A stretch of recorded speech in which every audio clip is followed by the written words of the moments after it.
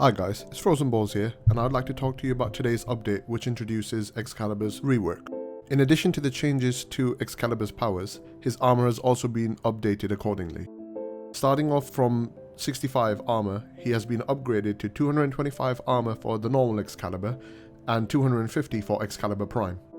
What this means to us is, Excalibur now is very tanky. He can now dish out as much pain as he can absorb it in, and this allows for some very unique and fun builds.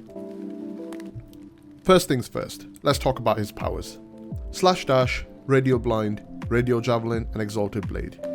Slash Dash is now affected by directional melee. What this means is you can travel both forward as well as to a degree up or down in the direction you're facing. On top of that, Slash Dash now affects multiple targets within the range of Slash Dash itself. Radial Blind now both blinds enemies as well as opens them up to finisher damage. What this means is not only do the enemies get stunned, you can do extra damage to them using finisher moves. The augment for Radial Blind might actually be a good alternative to use because this will allow you to do massive amounts of damage to enemies. Radiant Finish adds 300% more finisher damage. This will allow you to get those 100k finisher crits, which is awesome. With the removal of Super Jump, Radial Javelin has now taken its place as a number 3 power for Excalibur. It works in the same way as before. Enemies need to be aware of you, and it does damage in a cone in front of you. Now we get to the fun part. Excalibur's ultimate has been upgraded to an Exalted Blade. He draws forth an energy blade which can hack and saw apart everything it touches.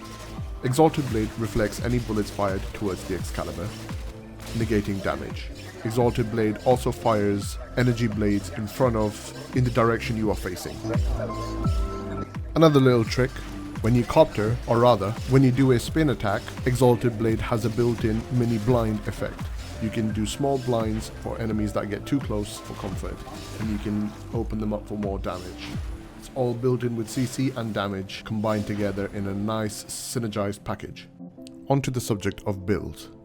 Due to the way the powers work now, Excalibur is a very easy frame to build for. You want to mod for health and armor, at the very least. The first build is a balanced build. This utilizes both strength, armor, vitality, efficiency, and range. I usually prefer playing with corrosive projection on energy siphon, so I change my aura polarity accordingly. You can choose to keep the original polarity, that's up to you. Alternatively, because I have enough formers on my warframe, I can also place Steel Charge aura as well for extra damage for Exalted Blade and melee damage in general. The second build is focused primarily on buffing your damage output and efficiency. This works best for Radial Javelin, Exalted Blade and Slash Dash. Due to the loss of duration, Radial Blind does not last long enough to effectively work, but it can be used in a pinch.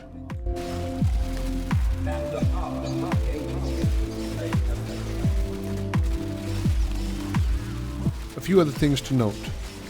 Excalibur's ult works kind of like Hysteria, where melee weapons, their mods, affect the damage and stats of Exalted Blade. Life Strike and Quickening, for example, work without actually having to channel your Exalted Blade.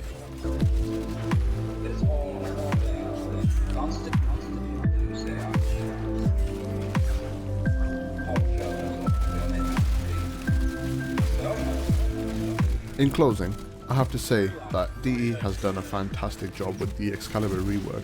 The powers work in synergy very well with each other. The build is very easy to build for, the playstyle is very fun as well, and in general, Excalibur's pretty good starter frame now as well, and this has definitely been reinforced with the changes brought forth.